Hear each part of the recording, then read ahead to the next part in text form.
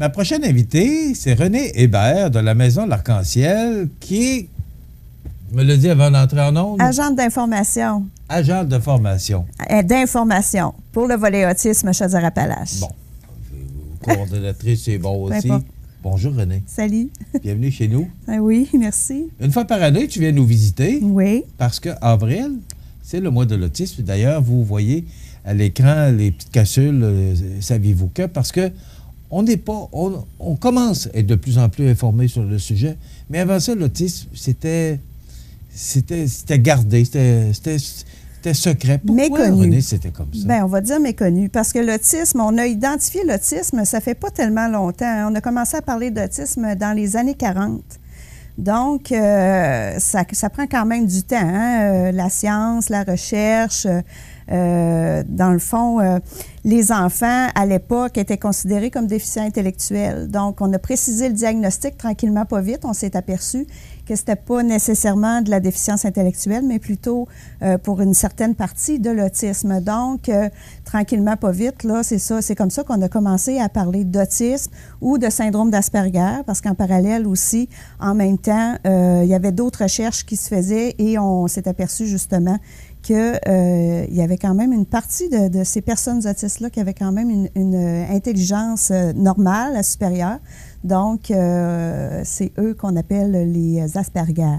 Donc, et ça a continué d'évoluer. Il y a eu malheureusement dans les années 60 un courant très négatif qui disait que l'autisme n'était pas nécessairement d'origine biologique, mais plutôt une conséquence de mauvais traitement ou de manque d'affection de la part des parents. Ce qui faisait que les enfants autistes présentaient des comportements ou inappropriés ou des déficiences. Donc, ce courant-là a fait beaucoup de dommages.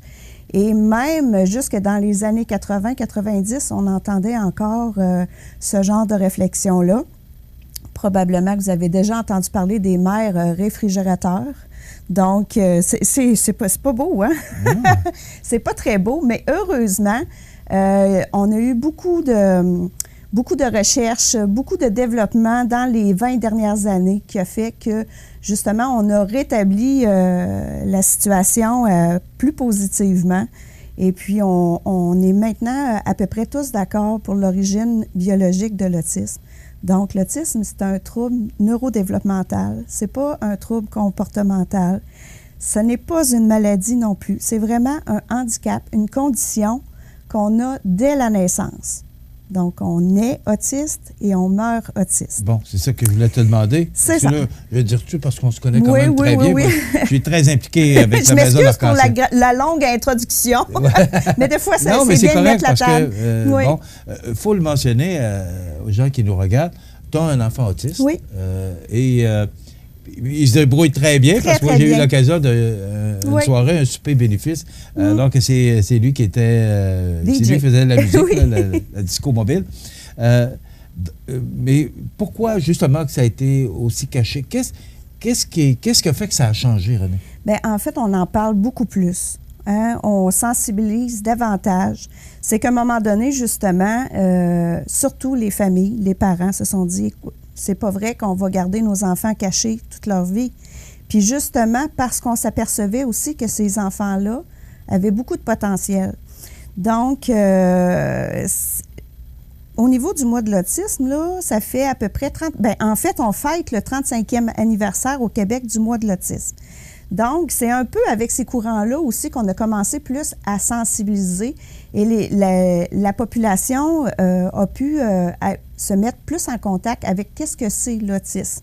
Donc, comme je disais, depuis 35 ans, dans les années 80, on a commencé à célébrer l'autisme au Québec, mais aux États-Unis, c'est depuis le début des années 70. Fait que vous voyez, là, hein, la roue commence à prendre un petit peu plus de vitesse. Mais est-ce que c'est en raison des recherches ou de... Ben oui, les recherches, parce que, tu sais, tout à l'heure, je le disais... on a évolué. On a évolué. On a commencé à l'identifier dans les années 40. Ça prend du temps avant de, hein, justement, d'accepter les nouvelles visions, les nouveaux concepts. Donc, je pense que maintenant, on arrive à un point tournant en autisme parce qu'on on s'est plus mis du côté de la personne autiste. Au lieu d'être toujours en avant d'elle à essayer de lui imposer des façons de faire, des façons d'agir qu'elle a beaucoup de difficultés à comprendre, hein, parce que la personne autiste, son principal défi, c'est de comprendre son environnement, de s'adapter à son environnement, parce que sa façon de voir les choses est tout à fait différente de la nôtre. Donc, au lieu d'essayer d'imposer à la personne autiste une façon de se comporter ou de faire, on va plutôt se mettre du côté de cette personne-là et on va tenter de comprendre comment elle perçoit son environnement, comment elle comprend les choses et à partir de ses intérêts, on va travailler avec la personne justement pour l'ouvrir au monde, pour essayer de lui donner des outils pour qu'elle s'adapte le mieux possible à son environnement. Donc, on est ailleurs. Là. Vraiment une autre façon de faire avec ces personnes-là, puis ça donne des résultats vraiment extraordinaires parce qu'aujourd'hui, l'autisme, ce n'est plus une fatalité. Quand on reçoit un diagnostic d'autisme, on ne sait pas où est-ce que ça peut nous mener. C'est sûr que tout de suite en partant, on sait qu'on a des plus grands défis quand on est une personne autiste, mais c'est ça. Avec toutes les adaptations qu'on peut faire ou la sensibilisation aussi de la population, de l'environnement, des proches, la personne autiste peut vivre une vie très valorisante et très satisfaisante, en autant qu'on ait le soutien. Est-ce que la personne est consciente de son handicap? Oui. Bien, en fait, ça m'amène peut-être à parler de différents niveaux d'autisme parce qu'en autisme, vous pouvez avoir des personnes qui sont vraiment plus atteintes, qui ont besoin de plus de soutien, vraiment un soutien très intense. Et ces personnes-là aussi peuvent avoir effectivement une déficience intellectuelle associée ou d'autres troubles, d'autres comorbidités qu'on appelle. Donc, la situation de ces personnes-là est peut-être plus difficile, mais ça ne veut pas dire qu'ils ne sont pas capables de faire certains apprentissages. Et puis, on a les autistes qui sont plus modérés, qui, eux, ont besoin de beaucoup de soutien, mais quand même peuvent réaliser de grandes choses. Et les autistes de niveau 1, qu'on appelle les autistes de haut niveau ou les autistes Asperger, qui, eux autres, vont avoir peut-être plus d'aptitude pour cheminer tout au long de la vie, s'adapter, mais il ne faut pas prendre pour acquis que ces personnes-là n'ont pas de défis ni de difficultés. Donc, peu importe le niveau de sévérité de l'autisme, chaque niveau comporte ses propres défis et chaque personne est unique. Hein. On le dit souvent, il y a autant de formes d'autisme qu'il y a de personnes autistes. Donc, ça se manifeste différemment d'une personne à l'autre. C'est pour ça que c'est un peu difficile. On ne peut pas dire « Ah, moi, je m'en connais un autiste, puis je sais quoi faire avec cette personne-là. » Oh, détrompez-vous, parce que c'est là l'erreur. Il faut vraiment apprendre justement les intérêts de la personne, puis voir comment elle fonctionne, puis après ça, on peut s'adapter à cette personne-là et puis cheminer avec elle. J'ai déjà entendu que certains autistes, ça peut être des personnes surdouées. Est-ce que c'est... Oui, ça peut arriver. Mais c'est une petite partie des personnes autistes. C'est peut-être une personne sur 10 qui va présenter de la douance. Donc, ces personnes-là vont souvent apprendre à lire et à écrire avant de parler. Ah oui. C'est assez exceptionnel. Parce que justement, aussi, ce qui est important de dire, c'est qu'en autisme, la langue maternelle des autistes, c'est le visuel. C'est des personnes qui apprennent beaucoup par le visuel. Donc, la lecture, l'écriture, ça passe par le visuel. Donc, c'est quand même, on voit ça assez fréquemment dans cette proportion de personnes autistes-là qui vont apprendre à lire, à compter, à écrire avant de parler. Donc, oui, c'est possible qu'il y a des personnes qui sont dans la douance, qui vont avoir beaucoup par exemple, d'aptitude pour la musique. Mais là encore aussi, il faut faire attention parce que des fois, on dit « Ah, c'est une personne autiste, ça doit sûrement avoir un don particulier. » Mais il faut faire attention parce que les personnes autistes n'ont pas toutes de dons particuliers. Il y a quand même une certaine quantité, oui, qui vont vraiment avoir un intérêt tellement spécial, spécifique pour un sujet, qui vont se surspécialiser dans ce sujet-là. en oubliant tous les autres sujets qu'il y a autour. Et puis, ça va faire d'eux, on va comme percevoir d'eux que ce sont des savants, des grands spécialistes, mais en fin de compte, ils sont vraiment très concentrés sur un seul sujet à la fois. Je te pose la question parce que Le Bon Docteur, l'émission qui attire des codes d'écoute incroyables, c'est une émission de télévision, là. Mais pourquoi on a pris un autiste? Moi, c'est la question que je me pose. Et quand tu parles que les gens, on entend plus parler de l'autisme maintenant, bien là, il y a une émission avec un médecin qui est autiste, et pourtant, il est très brillant. Là. Ben oui, il est très brillant. C'est pour ça que je te posais la question, parce qu'on a dit que souvent, les autistes, ce sont des personnes qui sont surdouées. Ouais. Alors, c'est pour ça que je te posais la question. On faisait référence à ça. OK. Le Bon Docteur, c'est une série de fiction, mais quand même, c'est basé sur des traits qu'on peut voir chez des personnes autistes qu'on rencontre un peu partout. La seule chose, c'est que Le Bon Docteur, on constate que cet homme-là a le syndrome du savant aussi. Ça, c'est encore, on est même plus dans la douance, là. On est vraiment comme une coche au-dessus, si on peut dire ça. Donc, c'est encore plus une plus petite quantité de personnes autistes. Mais ça existe. Mais ça existe, oui, ça existe. Le cas de Rain Man aussi, là, c'est un peu la même histoire. Oui, ça existe. Et Le Bon Docteur, moi, ce que j'ai envie de dire aux gens, écoutez-la, cette série-là.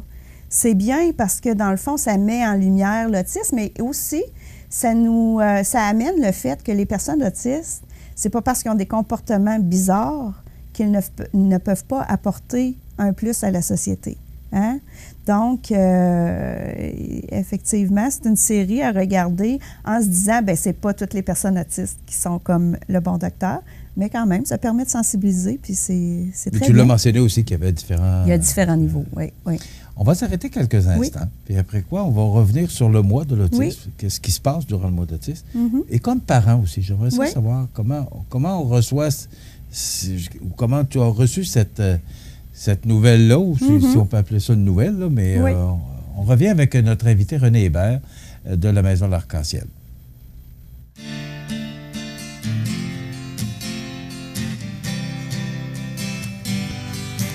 I've been wandering around the house all night, wondering what the hell to do.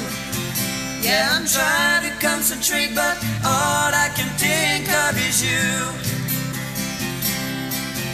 Well, the phone don't ring 'cause my friends ain't home. I'm tired of being all alone. Alors, René, explique-nous ces images. Ben là, tu me surprends ce matin, là. Oui, en fait, c'est mon plaisir de te surprendre. C'est une de mes petites passions que j'ai dans la vie, chanter. Puis c'est ça, c'est mon ami Alain Thibodeau qui m'avait invité à enregistrer, faire une petite séance comme ça. Donc, toujours des beaux petits projets intéressants. Avec ça. René, on revient, parce que c'est le mois de l'autisme. Oui.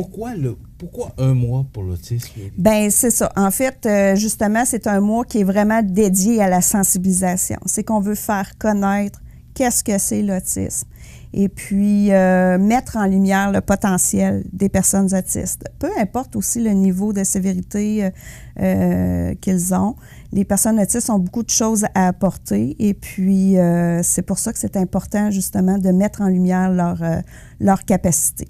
Mais pourquoi l'autisme? Pourquoi? Parce qu'il y a d'autres handicaps? Pourquoi? Bien, c'est sûr et certain que, dans le fond, il y a la semaine de la déficience intellectuelle, il y a toutes sortes de causes aussi, mais l'autisme, justement, je pense que ça méritait d'être mis en lumière parce qu'il y a beaucoup de mythes. Il faut briser ça, les préjugés aussi. Il y a quand même des petites batailles qui ne sont pas encore gagnées en autisme. Donc, le fait justement de se concentrer en avril pour faire un beau mois de l'autisme, c'est vraiment super intéressant. Et puis, d'ailleurs, tu sais que le 2 avril, c'est la journée mondiale de sensibilisation à l'autisme.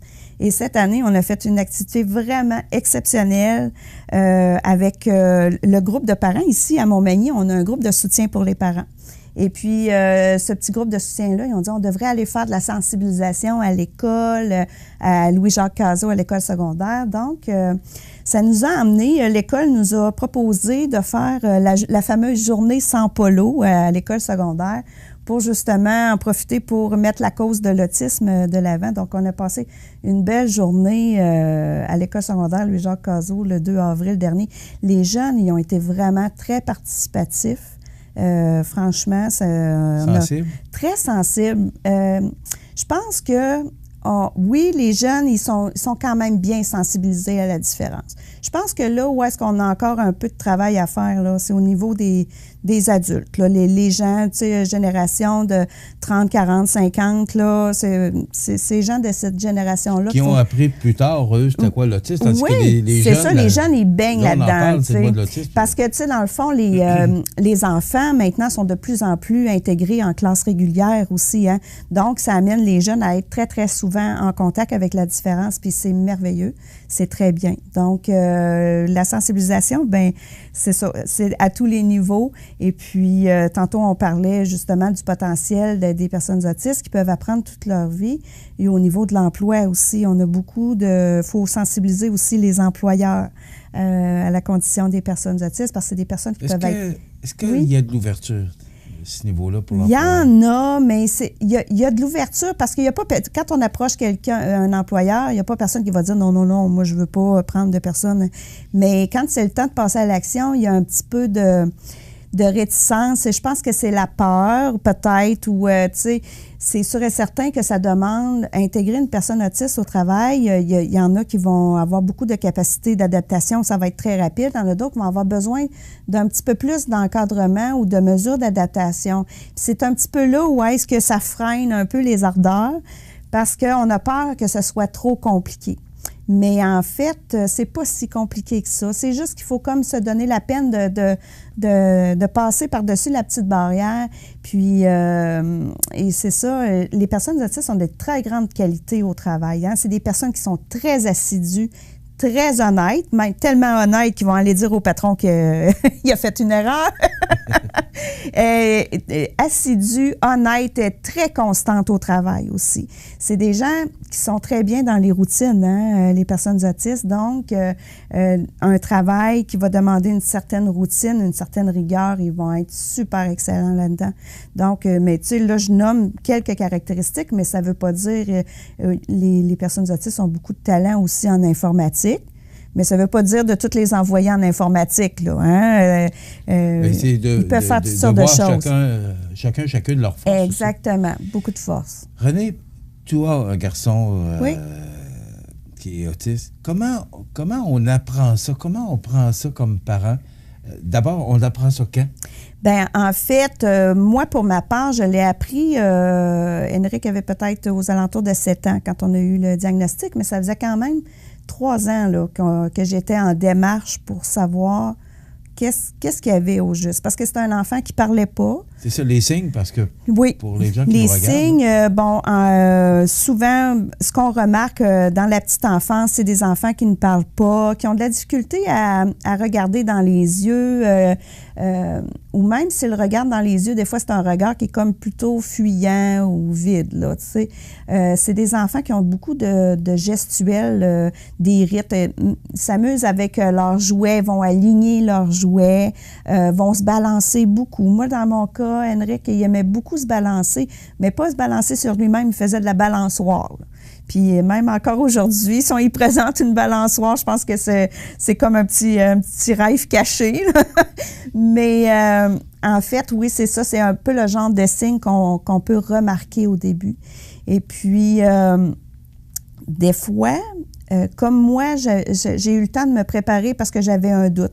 Malgré les différentes étapes auprès des professionnels, parce que faut le dire que mon fils, maintenant, il a 23 ans. Donc, si on recule, si on enlève 7 ans, le moment où est-ce qu'il y a eu son diagnostic, on recule 15-20 ans en arrière. Les démarches, ici, l'expertise aussi au niveau du diagnostic, n'était pas tout à fait là. Oui. Donc, OK, au début, on dit « Ah, c'est un enfant qui présente un trouble du langage. Oui, il faisait beaucoup de crises, mais on disait que c'était parce qu'il parlait pas, qu'il était frustré, puis que c'était sa façon de s'exprimer. Mais en fait, ces crises étaient dues aussi à sa condition autistique. Là, dans le fond, il percevait pas le monde comme nous, on pouvait le percevoir. Donc, ça a été long avant on était dans différents pédiatres, médecins de famille. Puis après ça, bon, on essaie de prendre des rendez-vous en pédopsychiatrie. Il y a toujours des listes d'attente. Tu sais, c'est long. Ça prend du temps. Donc, moi, je le savais comme dans le fond de moi qu'il y avait quelque chose qui ne marchait pas. Puis là, Internet commençait dans ce temps-là, fait que j'essayais de m'informer un peu aussi, puis j'avais des gros doutes. Puis quand, finalement, à la suite, quand on a eu on a vu les spécialistes, bien, le diagnostic a tombé. Je l'ai reçu peut-être plus comme un soulagement. Parce que là, je me suis dit, enfin, on vient de mettre le doigt sur le bobo. Enfin, on sait c'est quoi. On sait qu'il n'est pas déficient. On sait qu'il est capable éventuellement d'avancer. Puis à partir de là, maintenant, c'est plus des difficultés qu'on va vivre, c'est des victoires. Fait que c'est un peu ça. Ça, c'est mon cheminement, moi.